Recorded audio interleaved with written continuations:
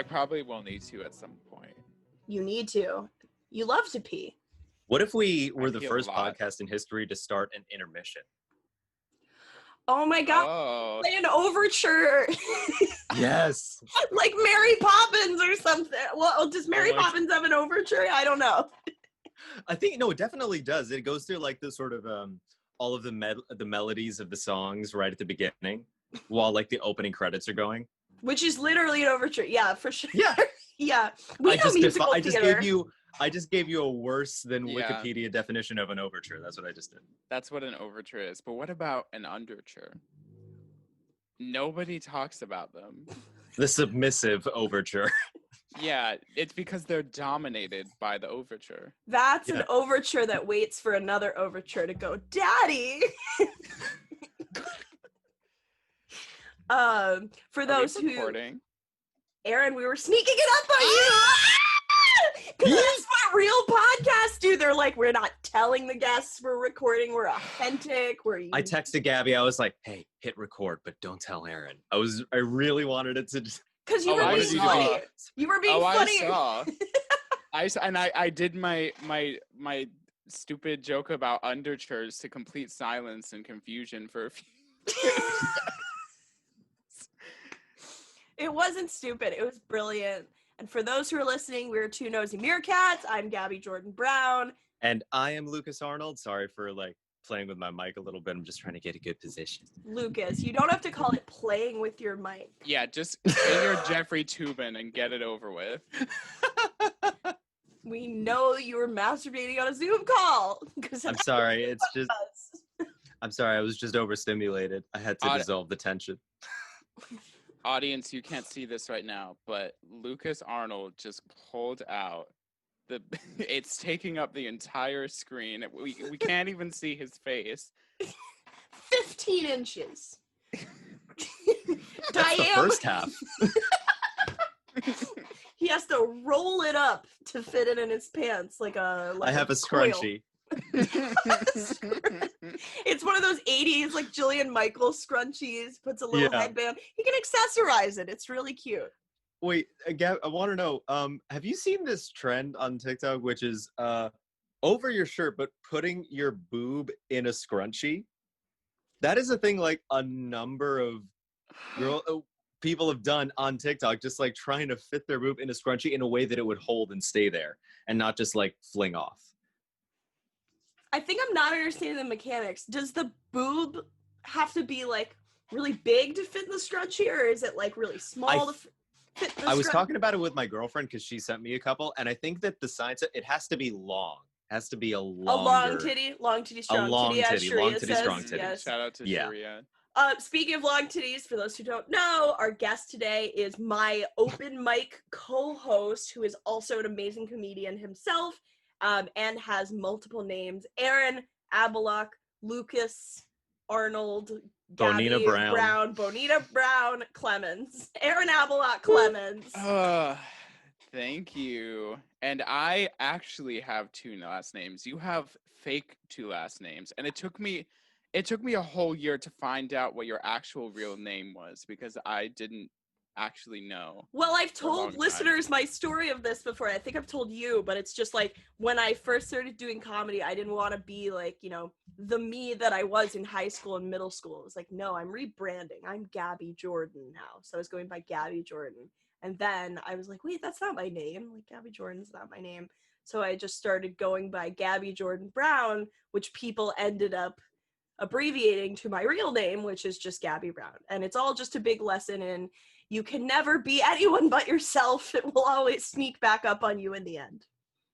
I thought about I'm doing a pale imitation of the version you were in high school. That's what I'm trying to that's my goal. What, a person with two names? Yeah. Yeah. Yeah. We need to throw in another name. Lukas Arnold Sexy Boy. Sexy boy. My middle name is Theodore, so I have 3 first names. Lukas Theodore Arnold. Well, that's really long. Yeah. Yeah. That's too many syllables. Sorry, I interrupted Aaron. What were you saying? Oh, no, you should be one to talk about too many syllables. I have a middle name, too. What? Is it Is it should not I say Abilock? on this? No, Should you say no? We're gonna redact it. It's a Oh, so swear. wait, It's a slur. So your last name is the hyphenate Abilock Clemmons. It's not okay. So my name is one big confusion. My first name is weird. My last name is weird. But I have two last names that aren't hyphenated, which are Abilock Clemmons, and I have another middle name. Okay. Yeah. Should I not say my middle name? What if people? Why are are like, you acting like it's like a swear word? What if no, Aaron actually Fag Our paparazzi just trying to get a Clemmons or glimpse of your something. birth certificate, just like, we need to find his name. Like, what if my middle name was like a slur now? That's what I'm saying. Like, what if it's like the F slur I or mean, something? is it? Like, I don't think it is, but is it? No, it's Sean. Oh. My name is yeah. Aaron Sean Abilock Clemmons. Ow, my burning ears. The name's Sean. Like, you should have never said that. Also, I'm not sure if I'm allowed to say the F slur as a woman of dyke experience, but I did Listen. just scream it. So I think you can say it. I don't know how you feel about the reverse. I know people have different feelings about it. I think dyke is a made-up slur that like makes lesbians feel better about not having their own slur. Like once I got called a dyke on the Interesting. street, and I was like, I'm so glad you recognize that I'm not straight. Like I felt so happy about Oh, it. It made what it, a nice way to look at it. I The was last time genuinely affirmed. I was really happy. That's kind of cute. I love that for you. You were The saying last time, oh sorry, yeah, I have a bad. I'm an interrupter. I'll always start and stop though, but especially That's on Zoom. okay. But the last time someone called me fag on the street, they almost tried to hit me with their car. Oh my goodness. That was years ago though. who was it? Just someone. I mean, I don't guess know. you wouldn't. It was a stranger. It I didn't was- say, hey, what's your name? What's your name, sir? As he drove away. Can I get a date of birth and the last 4 digits of your social security just for my records? Just Yeah, just to jot it down. That's like Mateo Lane's joke about the drive-by like F slur. Oh, that's such a good show. Like how he got called that on the street, but it was like by a person driving, so it was like "Foo!" Oh yes, I'm remembering it now. Yeah. Oh I'm my sorry God. that someone tried to hit you with a car. It wasn't me because I can't drive. Also, I wouldn't do that. You know what's so funny about that? You know what's so funny is that I said that and I was like laughing because humor through pain or whatever, and you both just look mortified. And I was like, someone almost hit me with their car, and you were just staring at me in silence, like, oh no, that's a bad thing. And I was Do you like, want to oh, talk isn't about it it, funny? baby? Do you want to? Isn't it funny? No, I tried to do a bit about it when I first started doing stand up, like roughly. Oh wow, I guess it's oh my gosh, it's almost 2 years ago because I technically started when I took a class in January. And one of my first like jokes I wrote was about that, but I don't know if it's any good, so I'm not going to share it. I'm going to do the thing where I talk about it and then say no, I'm not going to talk about it. And leave us begging. You're just for more. Aaron withholds. That's you. You're just Aaron you're just withholds Sean. Well, now it just sounds like you're withholding Sean. I'm withholding Sean. Aaron withholding Sean Abilock Clemmons. Speaking of last names, though, did I ever tell you why I always say Bonina Brown? No, tell me. No. So, Is it a drag race thing? Yes, there's a drag race contestant named Nina Bonina Brown, and every time RuPaul would announce her, she would throw in some extra names in the middle. She would throw in a multi-hyphenate name, like what's a celebrity multi-hyphenate name? Joseph Gordon-Levitt. Yeah, that's she would be perfect. like Nina Bonina Gordon Levitt Brown, and she would do it like throw in a different multi-hyphenate name in the middle of the name each time. And so that is the connection. RuPaul is Oh, that's clever. good. It's a shame about the fracking. It is a shame about Is RuPaul. Is if you're RuPaul a supporter listening, of fracking? RuPaul fracks himself. Okay. RuPaul is okay, there was this article that came out where so his husband is this Australian man who owns a ranch in like middle America, And Mhm. RuPaul is like an introvert and likes to like go away to the ranch and not speak to anyone and whatnot. And he was doing an interview, and RuPaul was like, "Oh yeah, we like whatever the phrase is, we like loan out the land to some people like who need to use it." And then someone like looked up the location of the ranch and like I don't know fracking companies or whatever, and where they and it was like covered in Covered in frack. It was covered in. It was dripping with frack. There was frack everywhere, all over the place. It's a frack going on. So yes, I mean RuPaul isn't the one with like the hard hat. No one lent like, the area a towel. No one.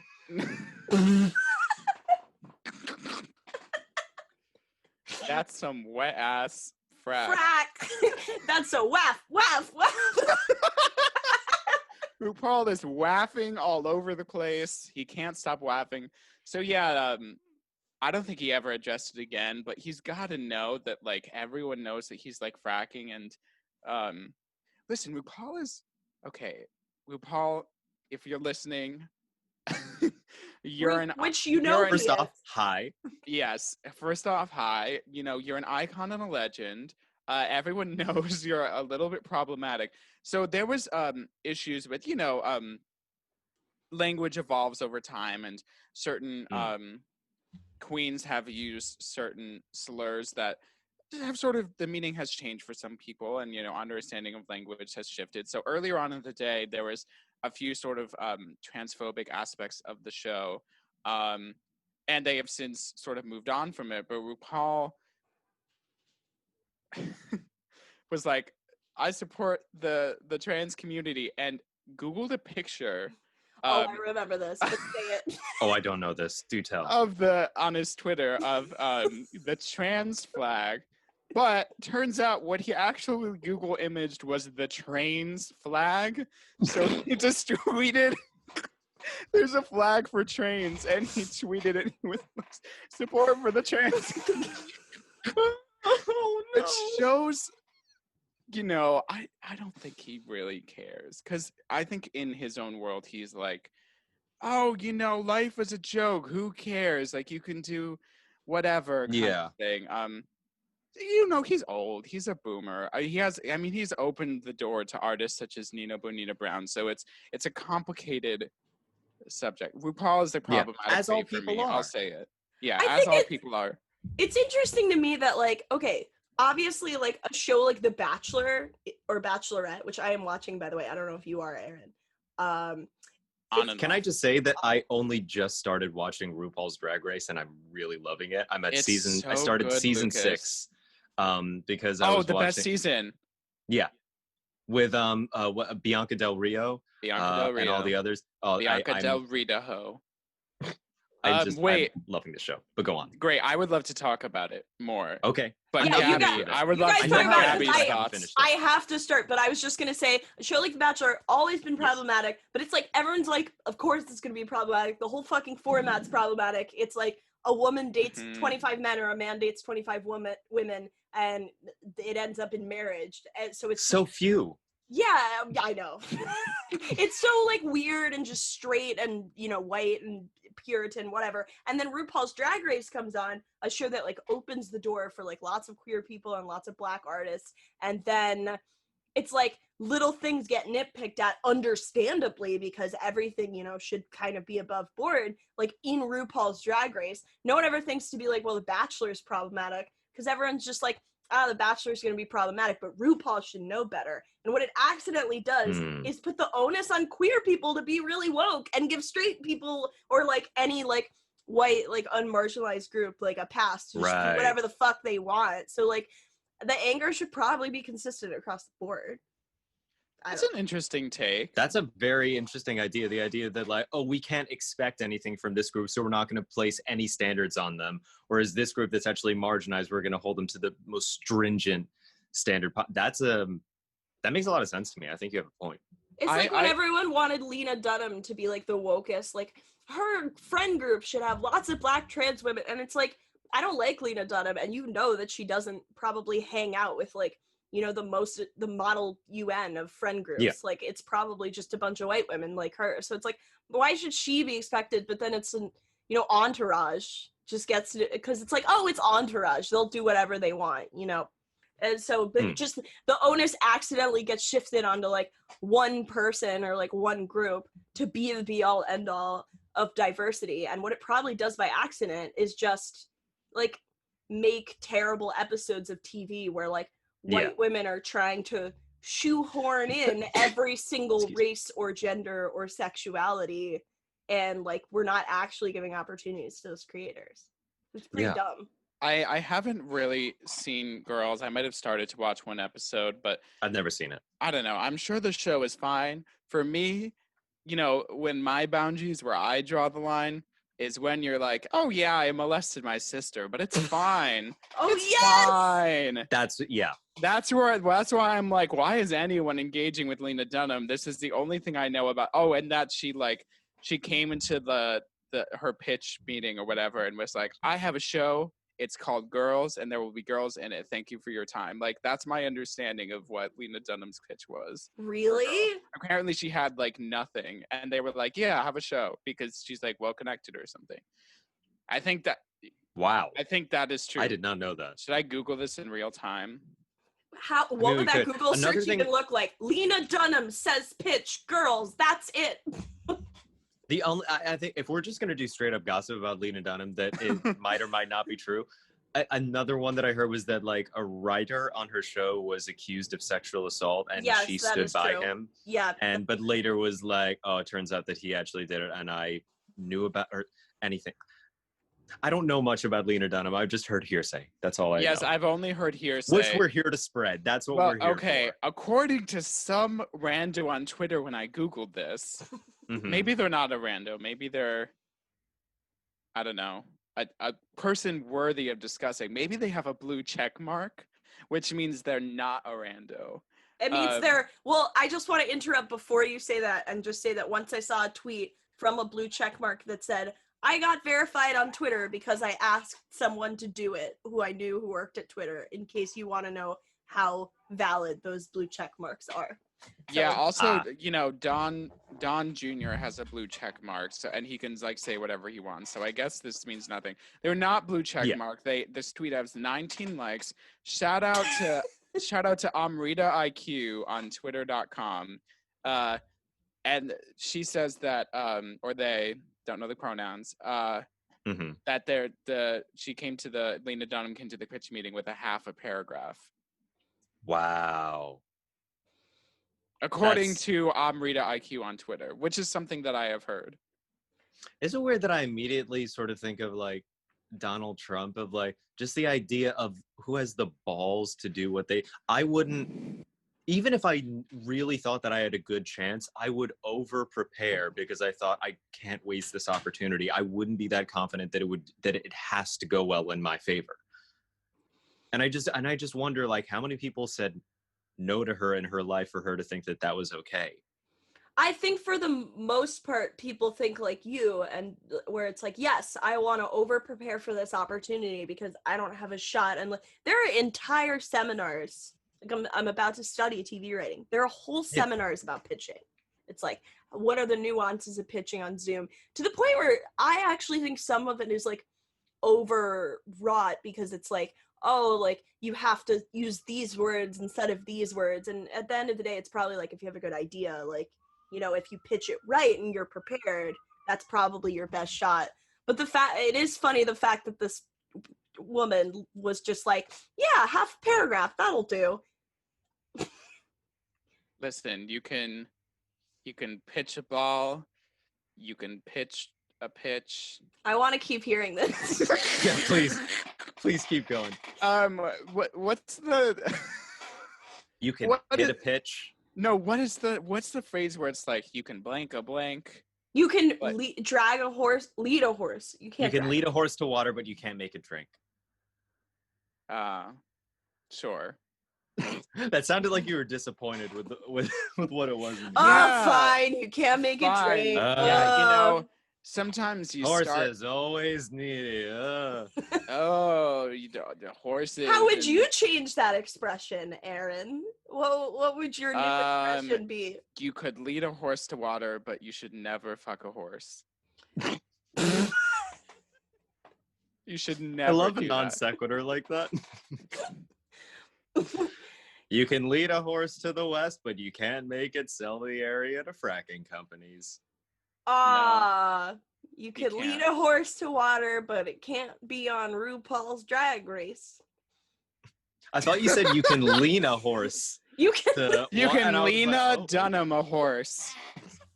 If Lena Dunham is a horse that walks into a pitch meeting, she can't have a half paragraph pitch. That walks into a bar and goes, "I'm a horse." If horse Lena Dunham walks into a bar 99 with a horse one paragraph pitch, the board would say nay. they would. Oh!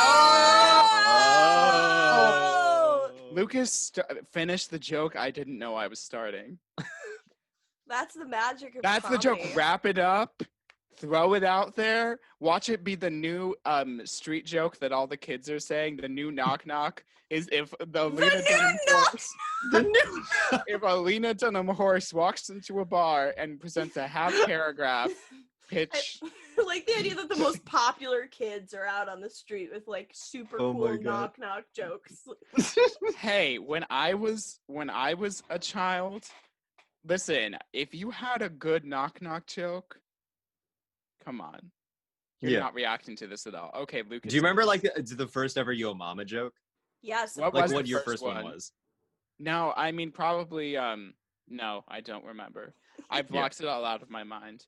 Yeah. I remember I think the first one I ever heard was like, your mom is so poor she waves a popsicle around her trailer and calls it air conditioning. That was the first one I ever heard. That's not good. That's not funny. That is so Like a fan? No, as in like just like it's radiating the air with coolness. It's so classist. Oh, kids are so I know. mean. Kids are terrible. I remember so kids used to make dead baby jokes. Do you guys remember this? Oh, I love those. I'm not gonna say a dead baby joke, but I do remember. I'll say one. Okay, Lukas, go ahead. No. You did. No, you talk about. No. I meant after you're done. So please continue. Okay. So no. Actually, you know what? This can feed into my story. You say the dead baby joke first, and then I'll tell you what happened after. Okay. How many dead babies does it take to make wall paint? Hopefully none, because I hope they're all alive. I don't know, Lukas. How many dead babies does it take? Well, of course, it depends on how hard you throw them. Okay, so let's say I watched someone at my school like say a joke like that. This kid, Jason, who like, you know, the kid in school who like, you know, he's kind of we were talking last week about how Dwight from The Office is sort of like your coworker. You don't know if he's autistic or something. You don't know what's going on, and you just clock out at 5 and try not to deal with it if you're not an asshole like Jim. This guy was kind of like the kid in the class. No one really knew what was going on, but there's clearly some issues. And he said a dead baby joke. And then this girl, Tessa, who's one of the meanest people I ever knew, who was like one of these kind of fake woke white girls, like went up to him and was like, you know, Jason, sometimes it's the jokes we tell that actually indicate the true things we want to do. So Jason had to walk around the entire day being like, do I want to kill babies? Like, do I want to kill babies? Oh my God. That was the meanest form How of old bullying. were you at the time? I think I was like 15 or 16. You could call someone any name in the book. Nothing is meaner than making someone earnestly believe that in their subconscious recesses of their brain, their desire is to kill babies, and they didn't even know. Oh my God. When I was in college, my acting teacher told me that like one of the most hurtful things you can say to an actor, but also to anyone in general, is just this very simple phrase. Just the phrase, everything they say about you is true. That is not good in any way. It like made us pause. We were just like, who said that to you, Henry?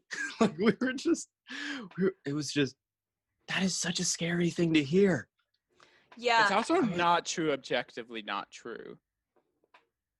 That's true. There's no way that everything somebody in your life has said about you is true. Like once the other in 5th day, grade, someone called me a horse Lena Dunham, and I said, that's not true. That's not true. I was going to not say, true. in 5th grade, a guy said that I didn't change my shirt from the day before, and I had. So that wasn't true. Yeah. Fact checking, science. Yeah, come on. What's the fact checking website that everyone uses? Snopes. Snopes. Oh yeah, Snopes. I have no idea. I don't fact check enough in my life. Fake news. I did read Aaron, an article. Oh wait, go on. No, say what you wanted about an article, but I have a question for Aaron. I read an article about this writer who had a dream that he got to like experience a vortex around him that said like all of the nice things in his life anyone had ever said about him. But before he got to go to that room, he had to experience a room where he had to hear all of the mean things everyone had ever said about him. And I think I would never do the nice things. Nice compliments people give you just never offset mean things you hear. They don't. I don't know why that's true. It's always the one mean thing that you stick on. Yeah. Yes. No, absolutely. It's the same thing with like anyone who's in the public eye. They always say if they try to go through like the comments section of like a video of theirs on YouTube or something, that it doesn't matter any of the complimentary or positive stuff. It's the one negative thing that sticks in their mind and they think about for weeks. Which is why everyone says like just avoid the comments of anything you say. Yeah. But yeah, Aaron, there was something interesting that you said. We were joking about like what like the kids were doing, and I wanted to know when was the first time, or what was the first thing that made you go, "Oh, those are the kids, and I am past that." What made you think that you are separate from like the youth? Oh, good question. That's a hard question. Yeah. I don't know if there was a concrete moment. I'm gonna have a boring answer to this. I don't know. What you mean, like, as a person who is like, I am legally an adult now, and I feel like I'm an adult? Just like that, there's like an air, there's an atmosphere of being young. I just sort of, the first time you saw younger people and you thought, oh, I'm not like you.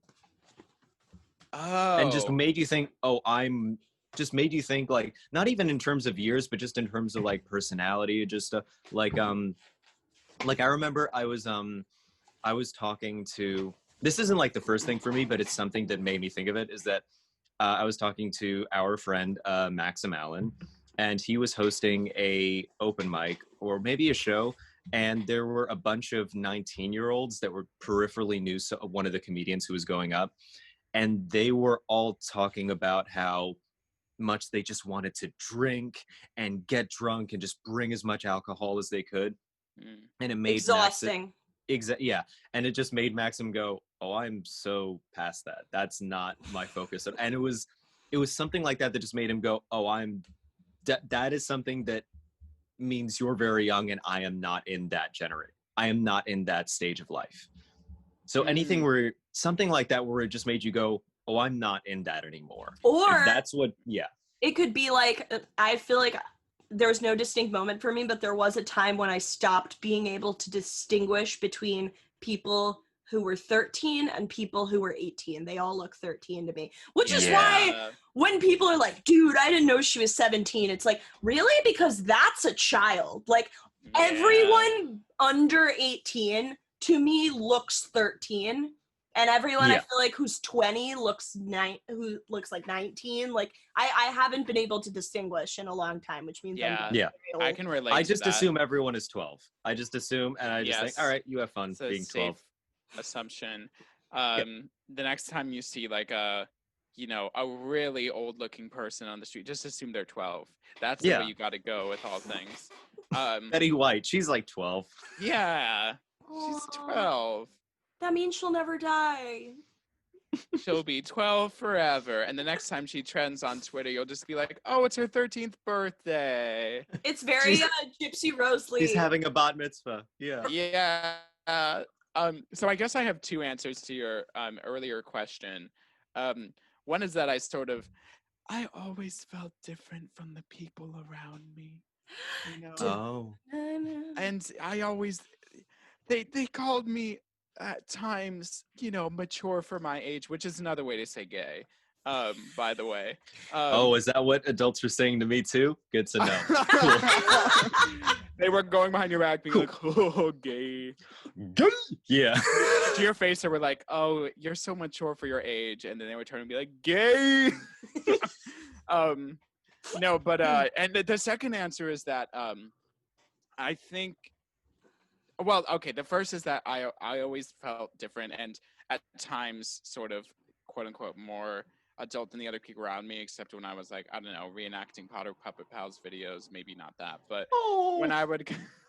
That's a different conversation. We can get into that. But Yeah, we the can. second answer is that similar to Gabby, I think I went back to my high school after graduating. I think 2 times ever.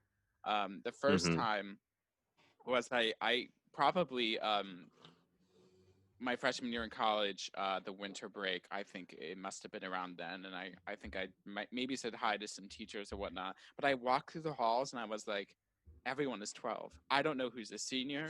I don't know. And I was 1 year older than them. I was like, everyone is 12. Why are they all so short? I basically just got out of high school. Not even a half a year later, I was like, what's going on? I had a very similar experience where it also feels smaller. The high school, like your school feels physically smaller. Oh yeah. Did you experience that? A little bit, Yes. yeah. My school was also designed by someone who designed prisons, and it had that prison vibe. Mine That's did interesting. too. Yeah, it was like I feel like all schools feel like prisons when you're a kid.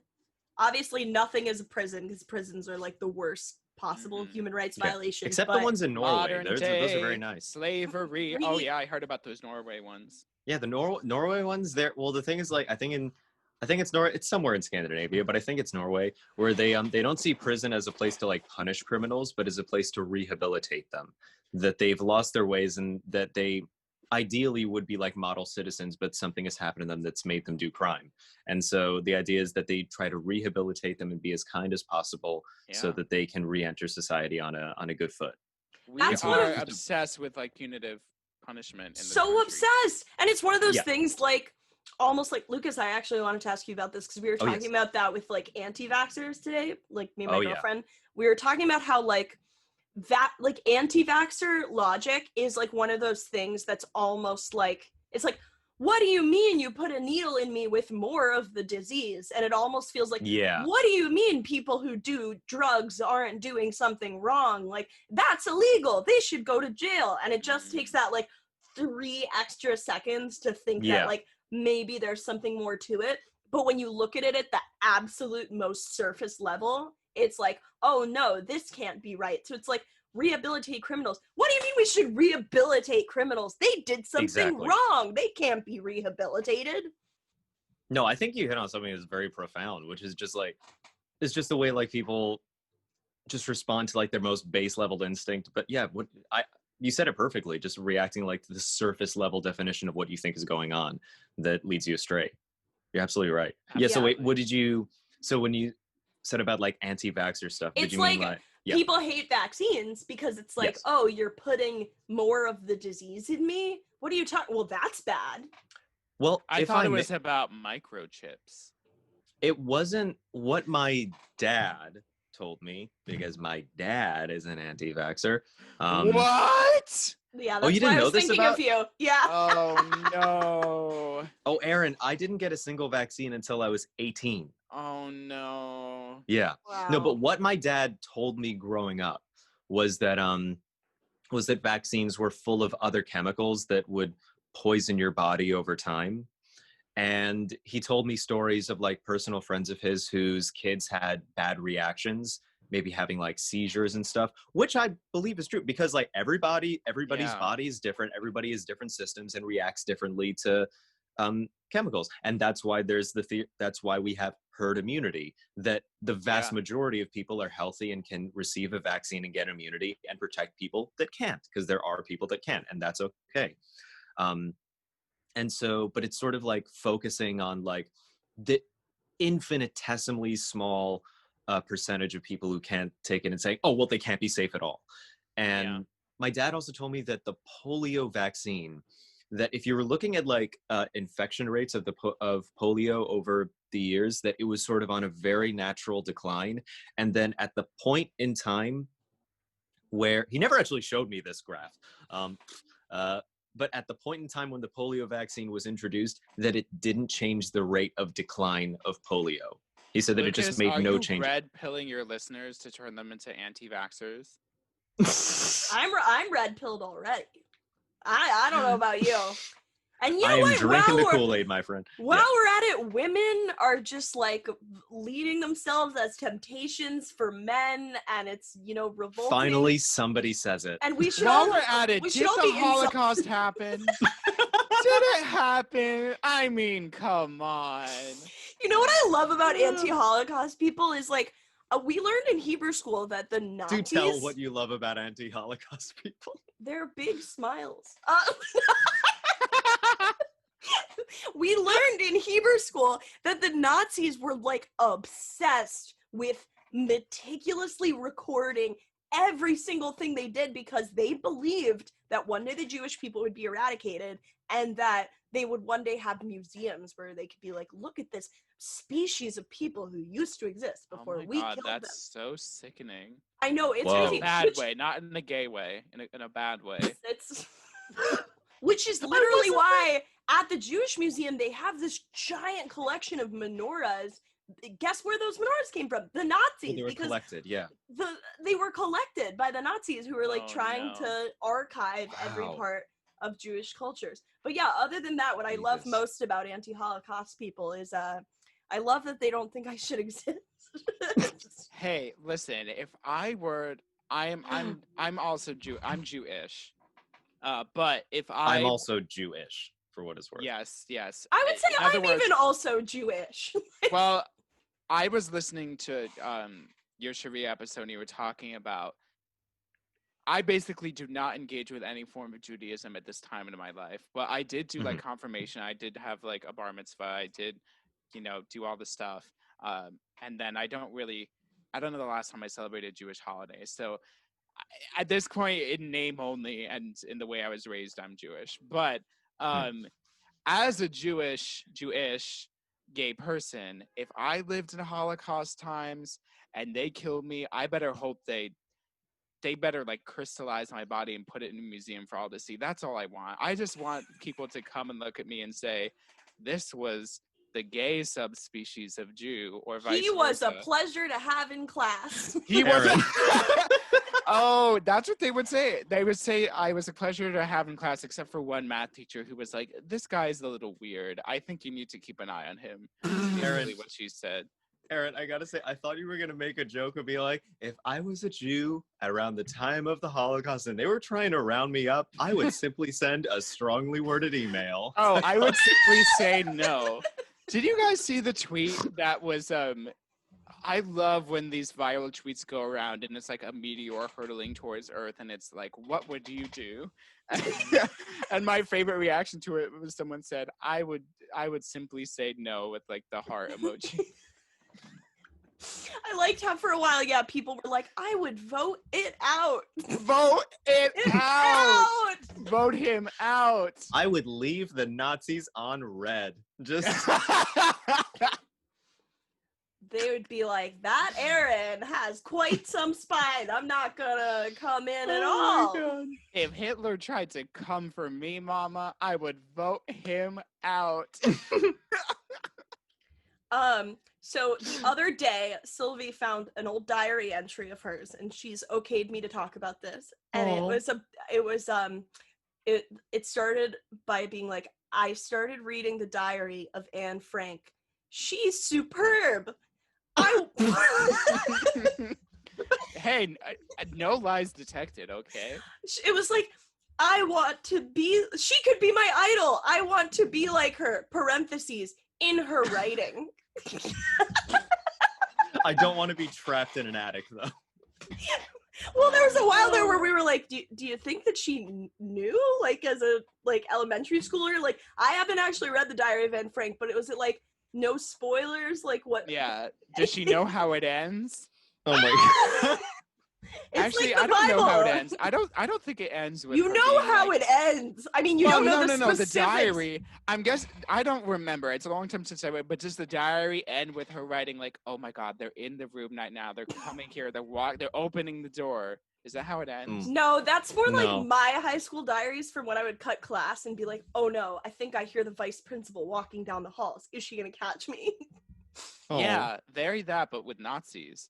But Very like, that. Yeah. but yeah, I'm guessing that's not how it ends. So I'm wondering. I haven't read this. I in a long remember- time, so I don't remember. Like, would you know what happened if you like if you didn't know? If you never heard of the Holocaust. Have you ever? Yeah, it's very obscure. Wait, what's your question? If you never heard of the Holocaust, what exactly? And you read Anne Frank's diary. Would you know? Because from what I remember, she just like writes about this like crush on a boy. I mean, I'm sure there's got to be something like I'm sitting in an attic. Like that. I'm sure that's got to be in there somewhere. I think it's mentioned. I think she reveals it. You know, she might not. Maybe she doesn't call it a Holocaust. She might call it. When you're living in the Holocaust, when it's 9/11, you don't say today is 9/11. You know? Yeah, no, it's like Yeah. today's terrorist. It's like- a terrorist attack happened today, but you don't. Yeah, like, people in BC times didn't call it BC. Like they Yeah. were. When they were in the Middle Ages, they weren't like, this is the Middle Ages, and there That will be a reminds future me- ages and a past ages. That reminds You'd me of probably one be of like, my- come that on, is- it's the Middle Ages. We should be nice to women. That reminds me of my favorite Gilbert Gottfried joke, where he says, "You ever wonder if people in the Middle Ages ever looked around and said, 'Hey, this is a long time ago'?" That's funny. Do you think people in the Middle Ages were like, RuPaul shouldn't frack? Definitely, they knew. Absolutely, they They knew. were ahead of their time.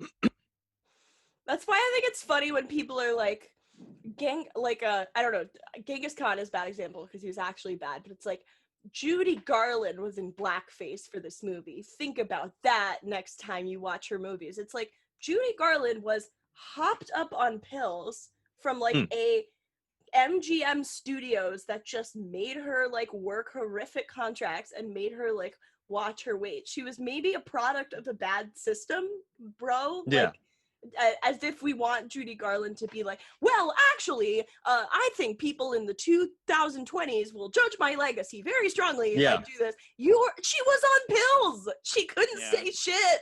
Remember when Genghis Khan tried to cancel Judy Garland? I remember. Genghis Khan. But actually, what you said was interesting about like the Genghis Khan was bad, but actually, I know a positive effect of Genghis Khan, which is that he killed so many people that forests actually grew back across Europe and Asia. Nature healing. That We are gives the me an virus. idea. We are the Yes. virus. So what if we just Holocaust round 2? The trees need it. Let's just, is this a red pilling podcast once again? I think we're radicalizing youth right now. And Listen, I'm a gay Jew. Okay. On just Chris saying. as we Scher's all should hope to episode, be. we had a lot of talk about how this was actually like the most heterosexual, like straightest podcast, and how we were trying to get the only reason I joined is because I was in the kitchen with Lukas, as I should be, and he gave me a strong hand and made me be his podcast partner. Wow. I don't know why, but I really love the idea of me being like an intense domestic abuser. I don't know why, but I really love those. I don't like that idea at all. I don't like it at all. I find it really funny. I don't know why, but I do. Listeners, if you think that a domestic abuser is funny, you should write in and say, No! "God, I would love to be a domestic abuser someday." Aaron is a fucking instigator. Ah! Did I instigate it? I wasn't the one who just said what was said. Gosh, wouldn't it be funny if Gabby and I... Guys, this Gosh golly. has been a dark podcast where we're basically just red pilling people into misogyny, into preventing Incelism. vaccinations. Yeah. We're doing it all. Well, I think we're explaining I think we're actually playing devil's advocate. Devil's advocate is never. It's the devil. You shouldn't advocate for the devil. Come on, people. He's very maligned, Aaron. The devil. No one talks nicely about the devil. He doesn't kiss his mother on the cheek and say thank you. The devil doesn't do that. No. Who canceled the devil? Listen. Whose idea was it to say, devil, you are canceled. You are going to hell. Actually, isn't the story he was an angel and what? Judy, fallen angel, yeah. The devil was a fallen angel. Well, yeah. He must have gotten bored of being good and was like, I'm gonna be that. I'd option that movie. That's a line from Rent. That's... Oh, man. Wait. What line was it? Say it again. Not to be good. I was just born to be bad. I was born to be bad. Yeah. Light My Candle.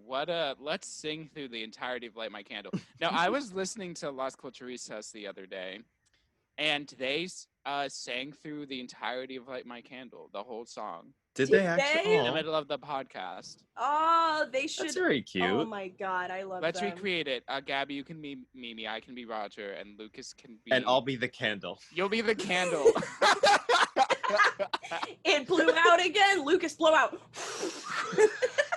Gotta light. I just keep ducking. Oh, now I'm alight again. Oh, I'm out. Wait, actually, this sounds like a great bit to do that scene and have someone play the candle.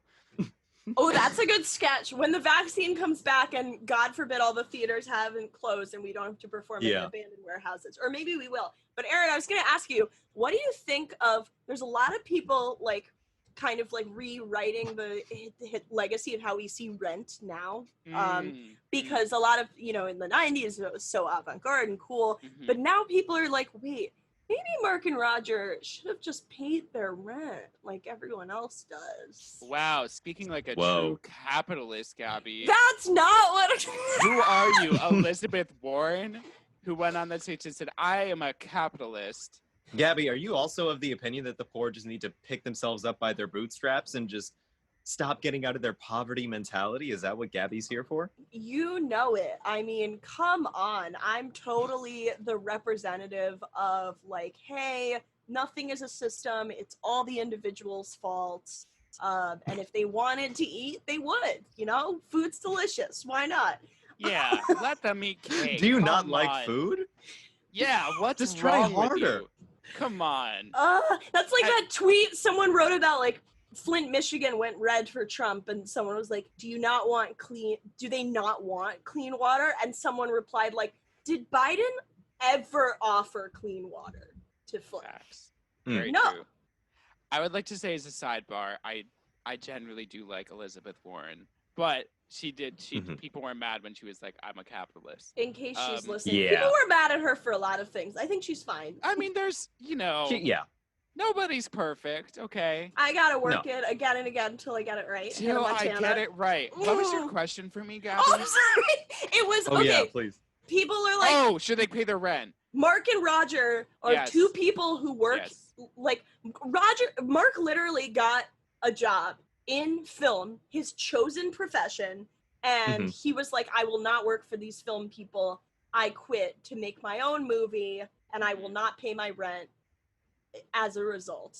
And I don't know, I don't think rent should be a thing. Housing is a human right, but at the same time, everyone does pay rent, and they're not like Mark could go home to his parents in like Connecticut or whatever. So I don't know what you say to that.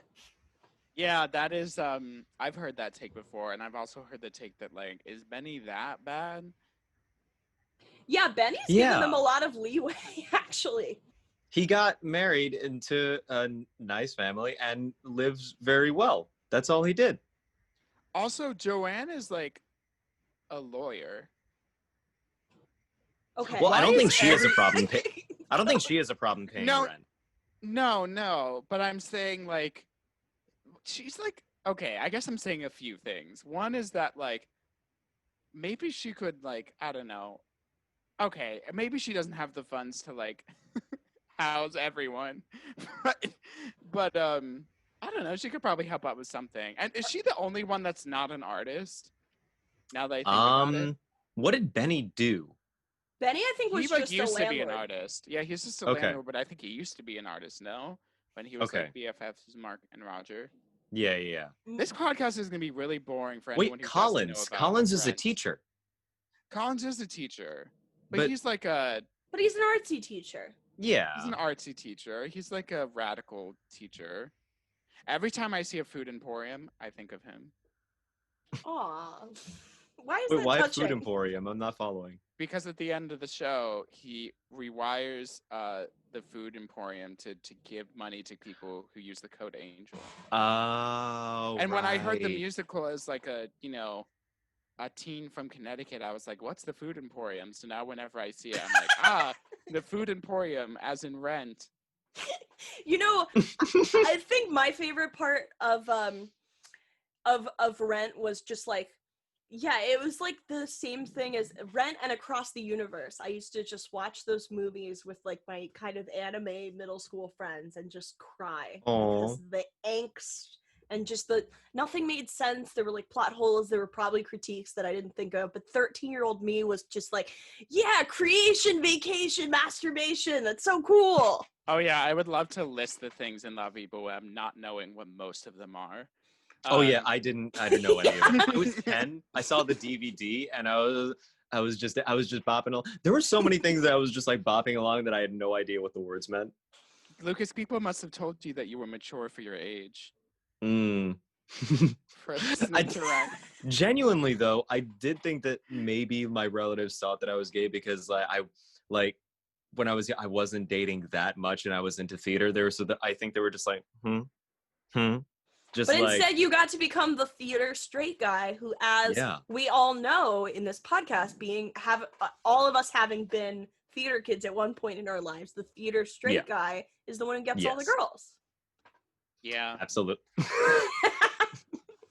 It's true. Because it's usually that, or there's two theater straight guys, I think, and one of them's kind of like weird. But then they have to battle, and they have to battle for dominance over the region. Did you have a theater straight guy who you battled? No, not really. I was in a relationship when I was in high school, but otherwise I was not hooking up. I did not. I just wasn't dating around that much. There was my best friend in high school, Josh, who was he attracted a lot of female attention. But weirdly though, everyone also thought that he was gay because he just had a very naturally flirtatious vibe. And everyone was convinced that he was gay. I was like, guys, he's not gay at all. He's just, yeah. Yeah. Aran, I remember you saying when you were in high school, you were in a long distance relationship. What? How did you meet said individual? On a cruise.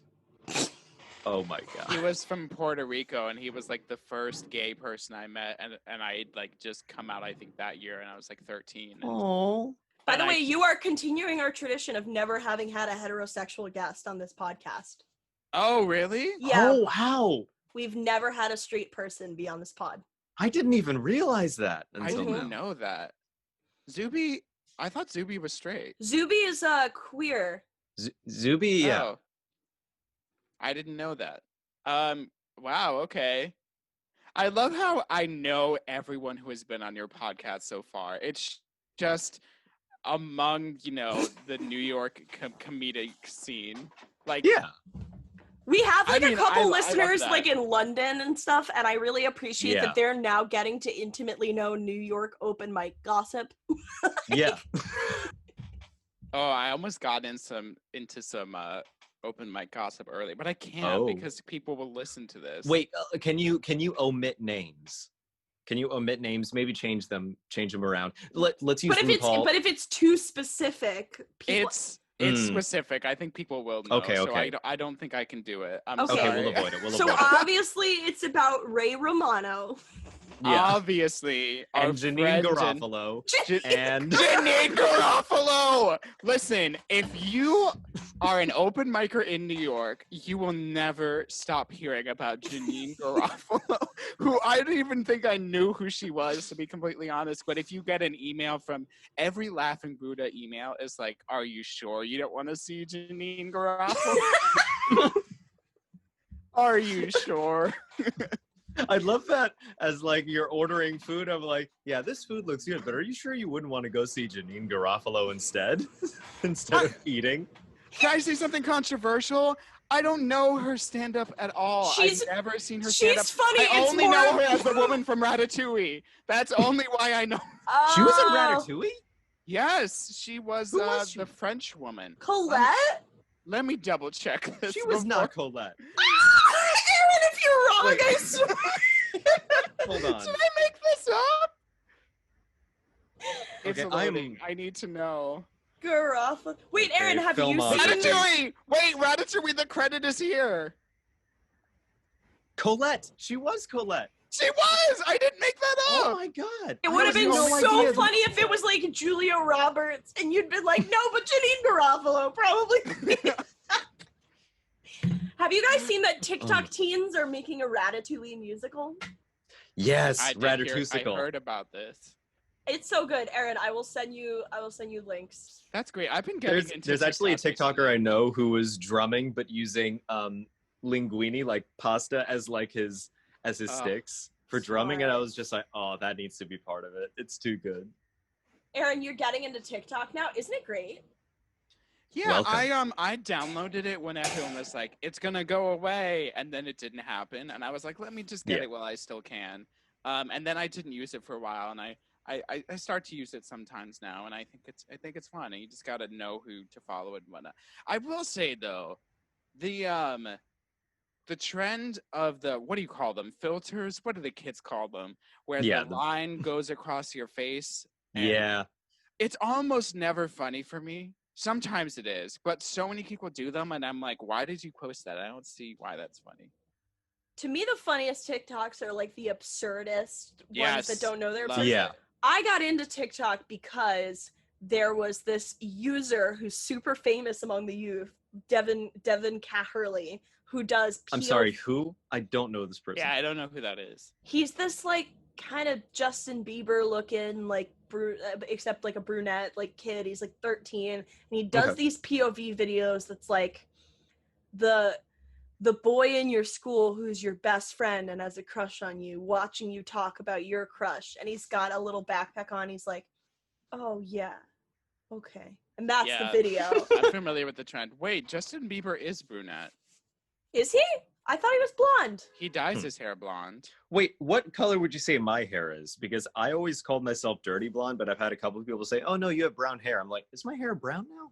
I don't know.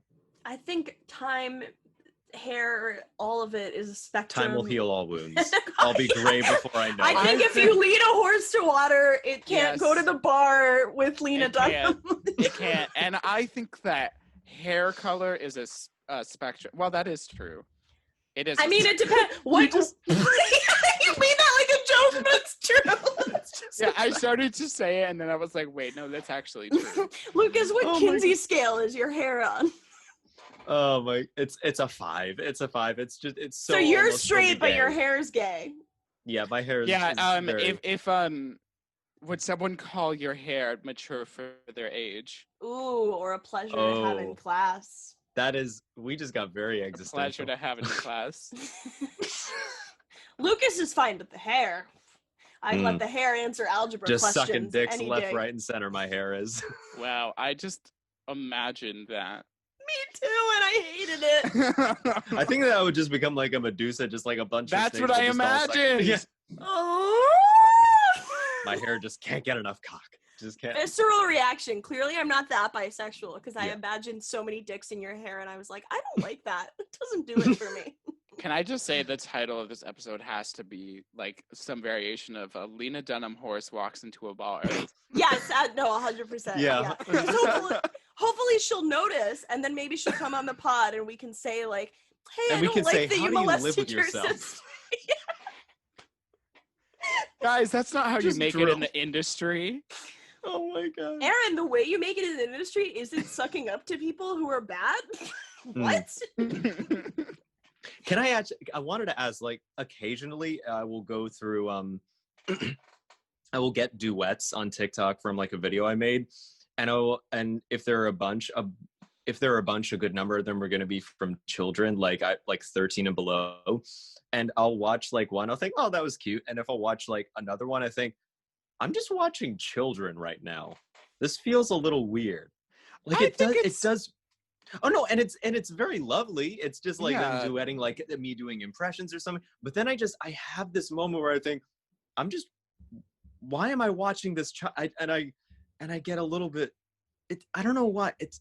Do you know what I mean? Yes, and it makes me wonder about culture in general because I say that because I feel like when I'm like in my 40s, am I still going to watch the same like TV shows and movies about people in their 20s, or am I just going to be like, oh, those people are so young, they're like children to me? You're gonna watch Grace and Frankie. I was literally going to say Grace and Frankie. I can only watch Grace and Frankie. Still be on the air in like, however some odd years, and it will be like, the withering corpse of Jane Fonda who's still clinging on.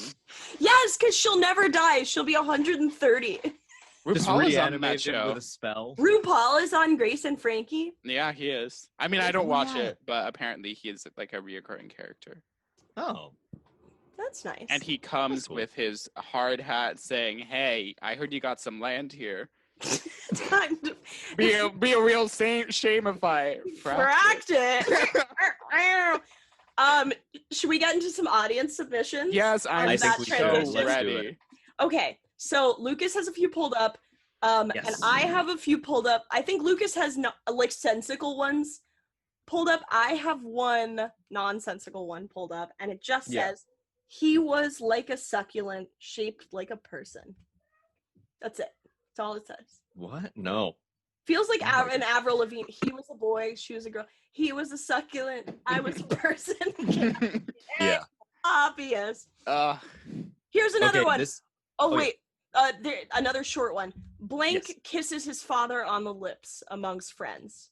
I think that this is something that this listener wants our opinion on about this person kissing their father on the lips. I think it's fine, unless they're like making out. I think it's fine. It's a weird thing where I recognize in myself that I find it weird, but I also know that is just a thing that is fairly common. Yeah, people do it. Yeah. It would be weird for me. I've never done it. But, if I had been raised to do it, maybe it wouldn't be so strange to me. Maybe if I had been raised to do it, it also wouldn't be so strange to stick my tongue down my father's throat. If I had been raised that way, wouldn't be so strange to me. Wouldn't be so foreign. Look, if I had been raised to fuck a horse, maybe it wouldn't be so...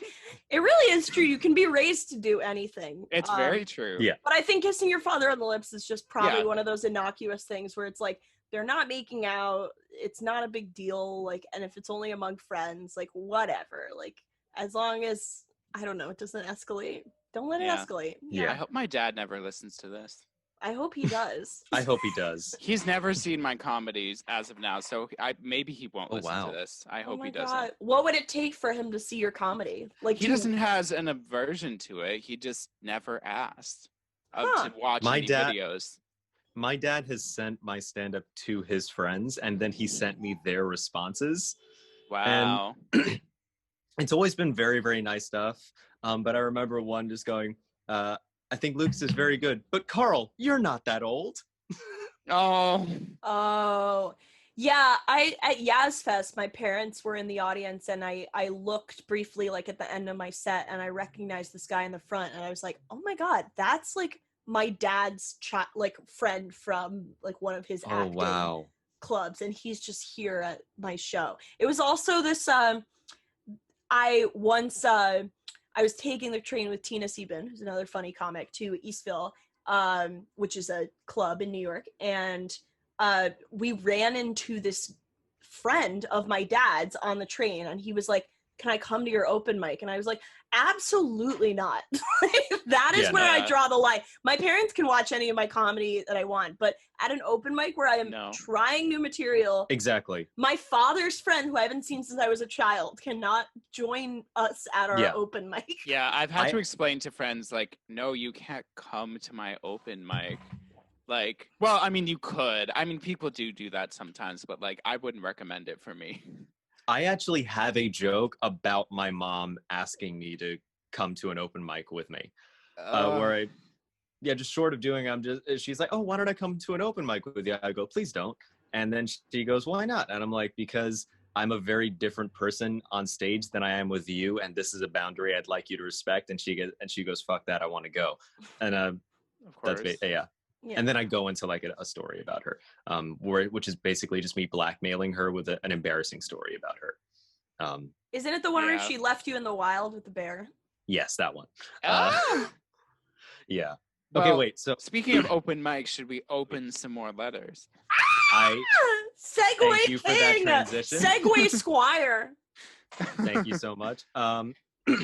Okay, so this is a interesting one. I like this. Okay, weirdest phobia. I can't look up at the sky for more than a minute. I have this fear that I'm going to get immediately sucked into the sky, sort of like that scene in Code Lyoko. Did you guys ever watch that show? Yes, I loved that show. I don't think I did. I loved it too. Is that the whole? That is. Is there more? No, that's it. That's the end. That's the end of. And that's we're the supposed tweet. to give advice, and that's just sort of it. just give That's our the comments, tweet. give our thoughts. My advice is that will most likely not happen to you, but you never know. That's not helping. The chances are not likely, but never zero, basically. Listen, never say never. Nothing is impossible. Oh my god, Basically, what a boy the sky, boss. Yeah, the sky should believe in itself and believe it could suck up people. Yes. If the sky would just believe, maybe it could happen one day. If the sky is a fan of Code Lyoko, maybe it should give it a shot. The sky should get out of its mindset that it can't suck people up into space and pull itself up by its bootstraps. Say it, Gabby. No one will say it, but you will. Preach on, soul sister. I just say what everyone is thinking, but we are all afraid to say. My question for the listeners: do you like looking at like the night sky with stars? Is it a day thing? You know. Oh, that's interesting. If it changes day to night. Yeah, and don't look at the sun. Maybe you shouldn't look up during the day, honestly, unless you're not. I just avoid the sun. Otherwise, it is bad for you. Yeah, it's bad for you to look up at the sun. So don't. So okay. You know, the listener's doing great. That's what I'm saying. It's doing great. Listen, if this is your biggest problem, which it probably isn't, but like, yeah, you'll be okay. It's not going to happen, probably. You can live without looking at the skies. If it ain't broke, don't fix it. You can function. Yeah, you can function. Yeah, it would be bad if you were an airline pilot. And then you're like, I'm surrounded by sky. You know? It's going to suck up the plane. Like that scene in Donnie Darko. Oh, yeah, I watched half of that, and I was like, I think I fell asleep, but I really wanted to watch the rest, because isn't his sister in that movie, too? Aren't Jake and Maggie both in? His sister. Oh, my God, they're both so hot. Yeah. I once hugged Jake Gyllenhaal. Did you guys know this about me? Whoa. No, but my roommate knows Jake Gyllenhaal because he works for a marketing Broadway company, and so they do stuff with him. Oh my god. Yeah, he's nice. He he spoke at my high school, and then at the end I asked him if he gave hugs, and he was like, "Yes, I do." And I gave him a hug, and he smelled like clean linen. He's nice, but I've heard he's like... Well, those days are over now because of COVID. Is he like a diva? Aaron? Oh my god. Lukas, don't say that. I will hug Jake Gyllenhaal again. I can't say this on this podcast. This will go out. People can find out who my roommate is. Oh god. It's Maggie Gyllenhaal. No, he is nice. I'm not going to say he's not nice. Okay. I just feel like you don't get to be that famous sometimes without, like, I don't know, being a little bit deep. That's true. I've heard that, like, Taylor Swift one exception is, like, not, like, kind of the, that she didn't actually go door to door, like, knocking for people, like, to buy her mixtape. Like, her parents just bought out, like, a huge recording studio and gave her an album. Which, like, okay, makes sense. Yeah. What's the exception, Lukas? Us? Oh, yeah, I was gonna say the one exception is Danny DeVito. That's literally what I was gonna say. I see.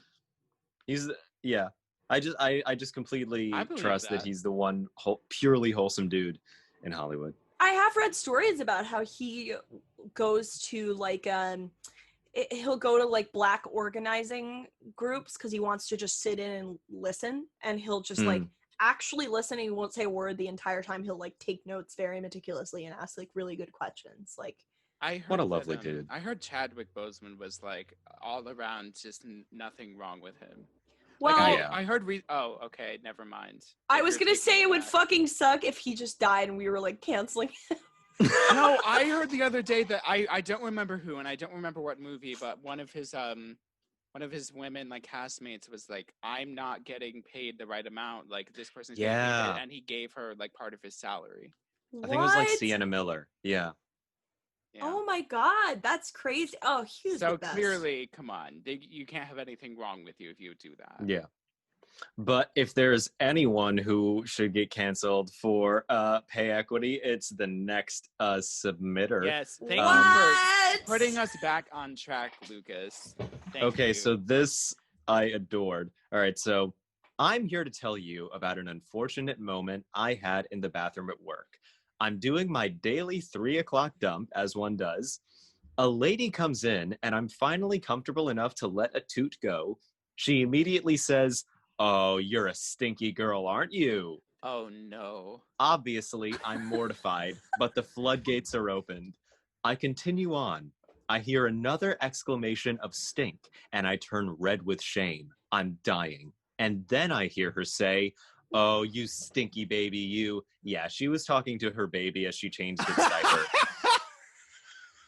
Is this my punishment for pooping at work? For being nosy? A boss makes $1, I make a dime. That's why I poo on company time, right? Anyway, I need the Meerkats to weigh in. Oh yeah, that's a thing. That's a thing. One final thing. I work at a Walmart in a college town, if that makes a difference. Okay, I have a couple. Is that a things. question of asking for advice? No. That's think it's just just someone like writing in like work gossip that they have. Yeah, work Oh, gossip. yes.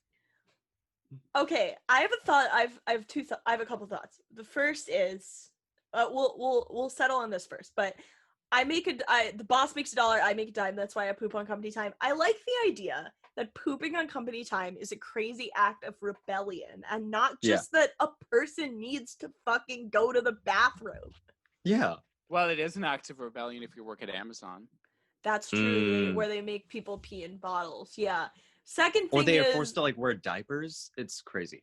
oh, that's fucked. Ah. It's so crazy. Yeah. Second thing is, I originally the woman yelling "you're a stinky baby" was the villain of the story, and now I think she's the hero of the story because that's an objectively funny thing to do when you're changing your baby's diaper.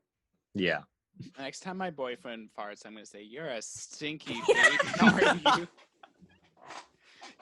Yes, you are. Oh my god. And then you can change his diaper. People like that. Yeah, it definitely gets you far. Watched I think it was a My Strange Addiction, although this wouldn't really classify as an addiction of like the whole adult baby culture. Oh god. It's real. Yes, I Any know adult about it. babies I think I write remember in. that episode. It's like a very large dude who like made like a to scale crib for himself and likes to take himself to the playground. It was weird. There was another But one where someone not had yucking someone's transitioned. It was a trans woman who was like, I also want to be like 5. Like my true I think age I is remember 5. this. And I think this that one individual. was sad because it was like this person had never gotten their true like puberty, so they were like, now I'm gonna get my puberty back by being like 5 That's years very old. Michael Whoa. Jackson. Have you seen my childhood? Very that. Oh my god. Wait, Gabby, you had a question about a succulent. What? Yes, it You was. had a letter about a succulent, and I wanted to know. Oh, what that please was go. about. Yeah, go into It was, but it literally just said he was a succulent. Oh, that was it? It was. Let me pull up the exact wording again. Okay, I guess nothing more to see here. Well, it's funny because sometimes people write in with like real stuff, and then sometimes I think it's just people who like maybe want to catch Lucas's eye or something. So they're like, let me just write in. At one point, someone wrote like, "Don't talk about politics, talk about the Beatles," and we were just like, "No, we won't do that." He was a succulent shaped like a person. That's all. I heard that as He was a succulent. She was a. Yes, that's what I said. Obvious. That is the joke that Gabby made, and yeah, I've That I mulled totally over lost. That you writing in totally a, lost and you stole. I stole. I'm stolen valor. That's. But go on, Aaron. No, it's okay. I thought over writing into this pod with like a fake email and writing a story that is, you might believe to be true, but is so strange in every other way, just to like listen to you read it and react to it. I mean, the fact is, you just should have done it, because like I would prefer people write in true stories, but if something's made up, like I'm still gonna treat it like it's true. No, we are not bound to reality. We're not. Yeah, we'll do anything. What if I wrote in and I was like, I was in a bar and suddenly, Horst McDonough walked in and Janine Garofalo was sitting right next to me, and then the sky opened up like in Code Lyoko, and the most unbelievable part of that story would be that Janine Garofalo was just sitting next to you at the bar and not teaching a stand-up class at the Laughing Buddha. Yes. True. That woman is booked and busy. She doesn't have time to relax. Listen, that's a good thing. Yeah. Janine Garofalo, if you're listening, you keep doing you, girl. Yeah.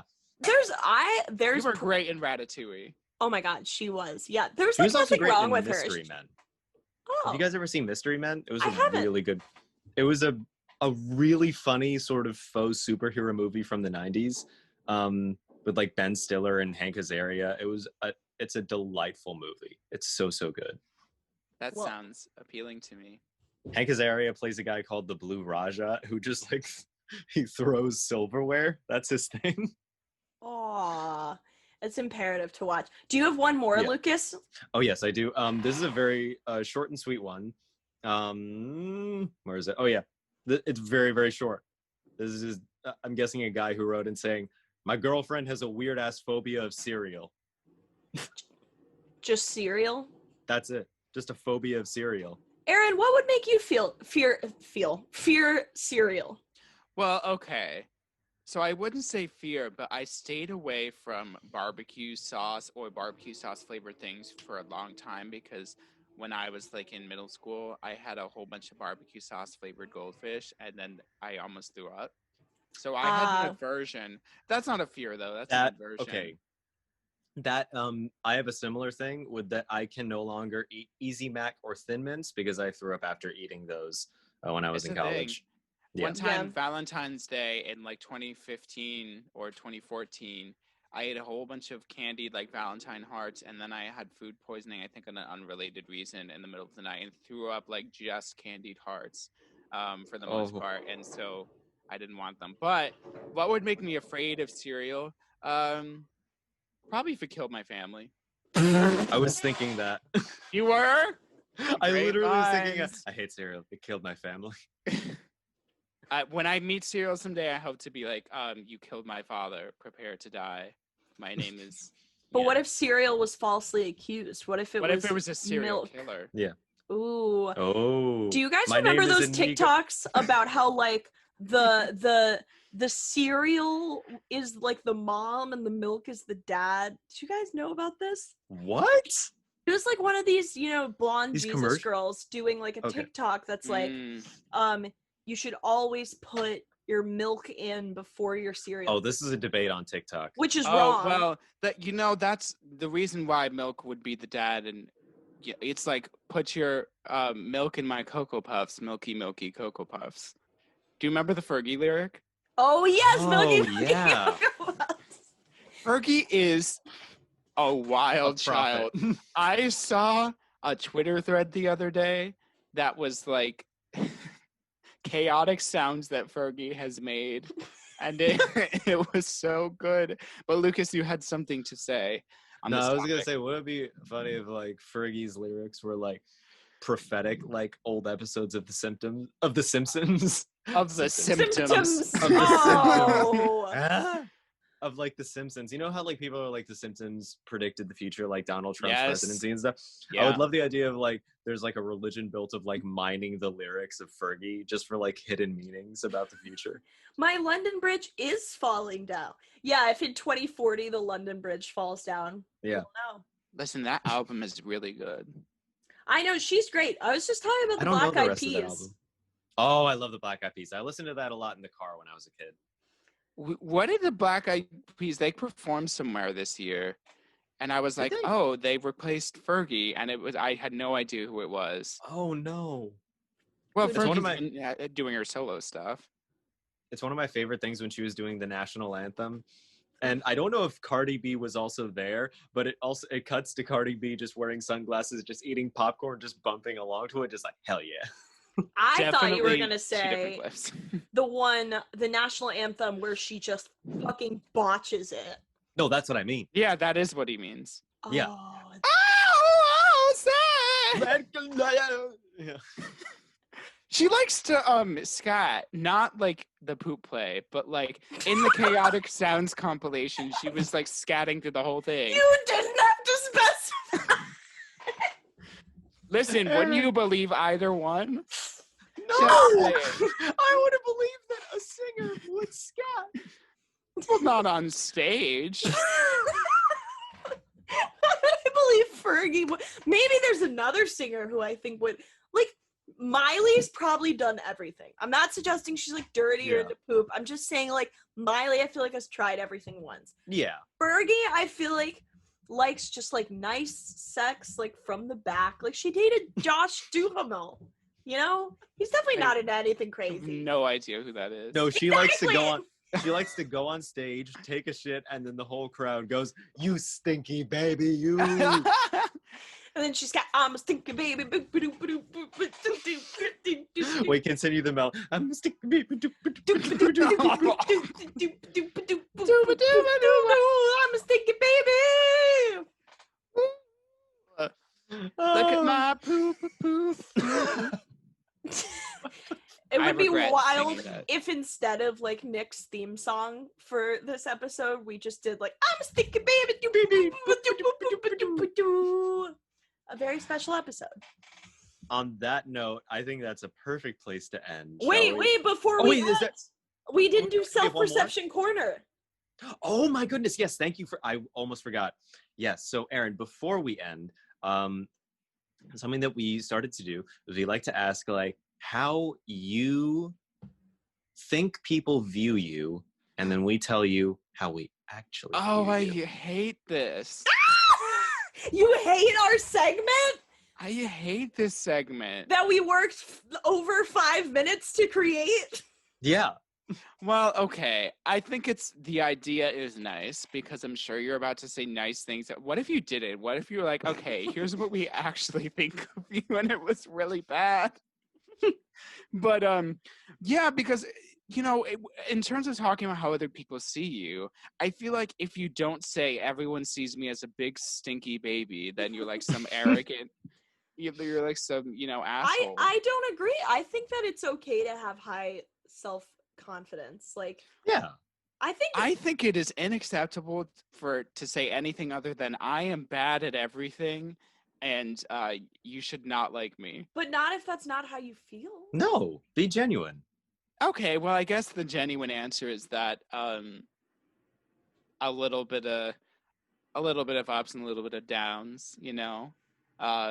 Sometimes I think I am so such a good, nice, and funny person, and then the next day I'm like, remember the one time my boss called me condescending, my old boss, and the part of me that's like, you are rude and you interrupt people and you speak without thinking, and you are selfish.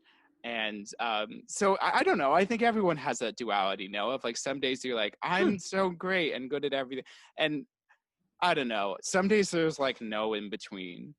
It's either like everyone thinks very badly about you, or maybe you should tone it down a little bit because you're thinking that everyone thinks so well of you. Yeah, everyone does have that Yeah. duality.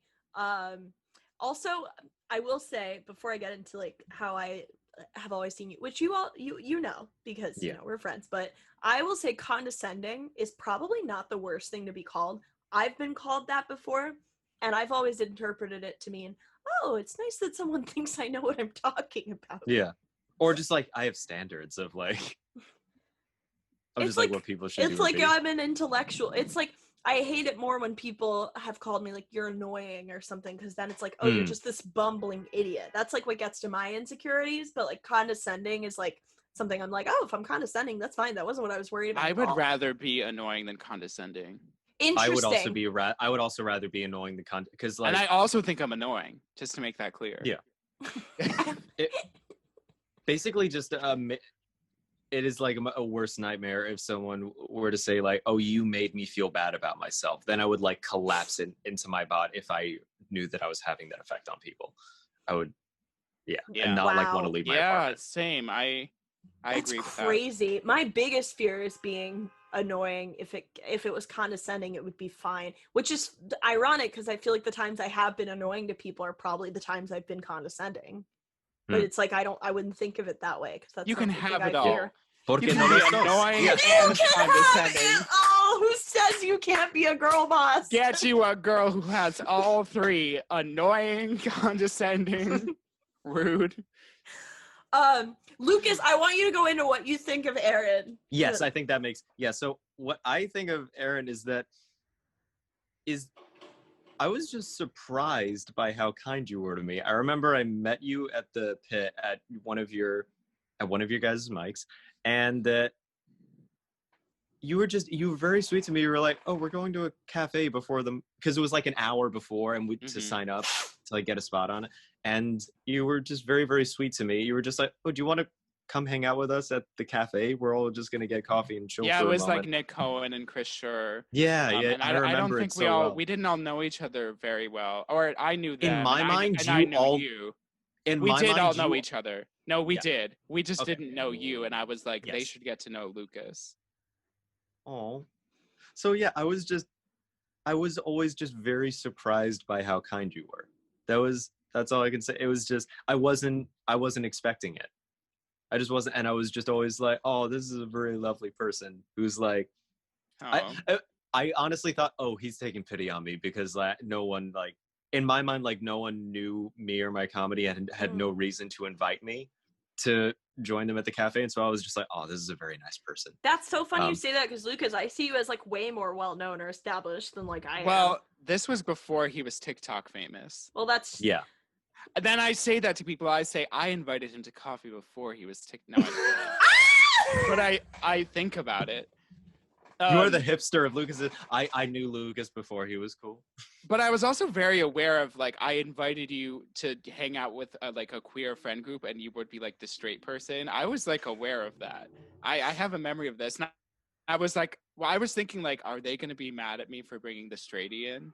But ultimately, I knew that like you were so likable and fun that they would get along. And Yeah. look what happened. You did all get along. Oh. Okay, now Gabby, you go. Okay, well, Aran knows most of this. I think Aran is an amazing person. But Aran, something you just said that was interesting is like that you fear being rude. It's like it really goes to my theory that like the thing people fear most is like the thing they are so not, because it's like I always thought one of my first impressions of you that always stuck out to me is like this guy just thinks of everything. Like it was like we were like trying to name our mic, and when we were like Anne Hathaway Presents, Aran was like, what if people think we're saying something bad about Anne Hathaway? And I was like, I don't think that's gonna happen. You know? Well, no, that came about because Anne Hathaway reached out to us and said, I need to co-host your mic. I hear you're doing a mic. Right. That's how that came about. Of course, yeah. No, sorry, I omitted that very important part. Yeah. I think That's a hard thing to forget, Gabby. I mean, Yeah. thank God Aran's part of this team. my first impression of Aran we have the same first impression of each other, which is that like we were at a kind of like uninviting open mic, and we were like both relieved when we saw each other. It was like, oh look, there's another queer person doing like some kind of intellectually stimulating material. You think my material is intellectually stimulating? I think it's stimulating in all the ways. I do think say it's a like lot of very stupid smart things. but it's smart stupid. It's like it kind of like weaves onto itself. But you know, it's I just weirdly like kind of thought like, you know, there's so many people in comedy. It's like I didn't think that we would become like close friends when we first met. I thought I would like meet you a couple times, and then when you reached out to me to do the mic, like I was so happy. I was like, oh my god, like it's an opportunity to get to know Aran. I did that because I had no comedian friends, and I was like, I'm sure Gabby would do it. Well, glad to know I was your. Well, no, also because I knew you were kind and you were receptive, and not everyone is so receptive. It wasn't just you were not my only option, but I said you weren't my only option. No, in a good way. Like, I picked you. It's a lose-lose situation. If I was your only option, it would be like, what the fuck do you mean I was your only option? If I wasn't your only option, what do you mean you were considering other people? It is a total lose-lose. No, it's the best choice I could have made. You're not a bottom of the list. You're top of the list. That's Well, no, I didn't really have any close friends in comedy, and I was afraid you were going to say no because we barely knew each other. But I just couldn't do it alone. I couldn't host a mic alone. That was scary to me. And I mean, all I had was Anne Hathaway, and that's basically alone because, I knew she was never going to show up. And she's got too much to do, but she will at some point. Anne Hathaway will come to one of our mics. But yeah, thank you, guys. I'm gonna make it my mission for Anne Hathaway to properly host at last. Yeah, before I go, I will say, or before we go, it would be funny if I just left. You just left and I stay with Aaron just for like another 2 hours. When I first met Lynn and Tina, who again are two of our comedian friends, they told me that they thought, like, I said that, like, I knew you for like 3 weeks at that point because the mic was super new, and they were like, oh my god, no, we thought you and Aaron had like gone way back and knew each other like for years. Wow. So I do think that it's nice that just like that's a high compliment. There's a lot of times I feel like I've heard of open mic comedians who ask to host a mic with another open mic comedian, and then it turns out their working styles are just massively different. And it's just kind of crazy luck that I just never had that happen with Aaron. Like, we were like, we don't know each other, but let's host a mic together. We just both had an instinct about the other person that we were going to be friends and colleagues, and it was going to work out, and it did. And I'm just very grateful earnestly for that to this day. Yeah. I remember. Thank you. I'm very grateful for it. If I could say one last thing, it is that I remember when I was at the pit just waiting to sign up, is that I was overhearing a conversation of a cluster of comedians who I didn't know very well, but they were but I remember them talking about you guys and saying that you guys had one of the most playful and unique sort of double act vibes that is very rare. That's very rare in comedy, and that it was that they said they were very celebratory of it, and they really loved the energy that you guys created. Love that. So this wasn't the person that said we were the cancel police? Oh my god! No. And said, watch out for that, Mike. When literally we never said anything to anyone. We say like, hey, please be nice, but then we almost never do anything if someone is awful. Yeah, we're really bad about it. I think we're both, you call yourself Aaron the Meryl Streep of pushovers, but I think we're both kind of that way, and we're just like, like, confrontation is very scary to us both. It is scary. I need to get over that, but yeah. Yeah, me too. But that's really amazing, Lucas. You never told us that. And so whoever's listening, we love that. And we're not the cancel police. Because clearly we're going to get canceled ourselves for red pilling everyone. Oh, yeah. Get ahead of the curve. Yeah. And on that note, Aaron, is there anything you'd like to plug? Yes. Oh my God. Yes. Please plug and promote anything at all. Other than our mic? Yeah, absolutely nothing. I have nothing. I have no social media, nothing, no like, no show, no anything to promote. No face. Thank you. I have no face. I have no body.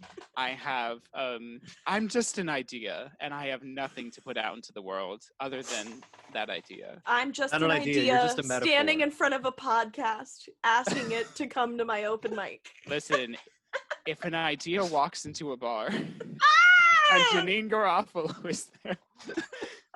Okay, my Anne Hathaway Presents our open mic that we used to do in person is now virtually via Zoom. The mic that Gabby and I co-host along with Anne Hathaway, our other co-host. And if you want to see Anne Hathaway, come. You don't have to perform to be you just watch it. You can just watch members. This is good. This goes out to Gabby's parents. You can just watch the mic. Yeah. No. Oh gosh. Don't tell my family members, come watch open mic comedy. Oh no. So yeah, there's that, and we can cut that bit out. It's okay. it's okay. They're not. Mine aren't listening to this. But you know, my social media, ARAN_AC on Twitter and Instagram. You can follow both, but if you're going to choose one, do my Twitter, because I don't put any work into my Instagram. I think my TikTok is under the same name. I've made no TikToks, but maybe I will someday. Had some ideas. You floating should around play with the I cannot filters. wait. They're really fun. Aaron, we should do a duet on TikTok. Oh my gosh. I want to do it one step at a time. Let's take it slow, Gabby, okay? I'm sorry. love the way I'm so Gabby ravenous for you on TikTok. You were so cheerful when he said, we should do a duet. It's just so cute. Aaron really hit me with the no heart. Thing is, like, I get message requests being like, "Yay, can you duet my video?" And every time I'm just like, "No, I don't.